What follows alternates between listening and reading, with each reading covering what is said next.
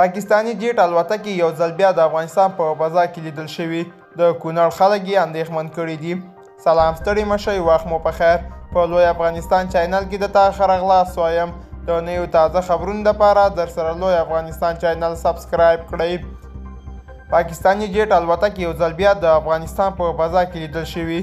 د کونړ او ننګرهار خلک یې اندېښمن کړي دي. د ننګرهار او د کونړ ولایتونو څخه ځایي سرچینې وساکه خبري اژانس ته خبرو کې ومنله چې د تېرې شنبې په ورځ د ننګرهار په ګوشتې کامې او د کونړ ولایت په خاص کونړ او سرکاڼۍ ولسوالۍ کې د پاکستاني جیټ الوتکې لیدل شوي دي.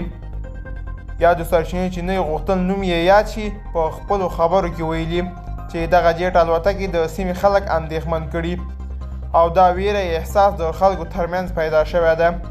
تر دې وړاندې هم د پاکستان پوځ جیټ الوتکې د افغانستان په خوست او کونړ ولایتونو کې هم بمباري کړې وې چې 40 کسان ښځې او ماشومان یې هم پکې وژلي وو او یو شمېر نور یې ټپیان کړي دي. دوستانو دا زموږ د دې ساعت چمتو کلی خبر. تر بیا ښې چارې.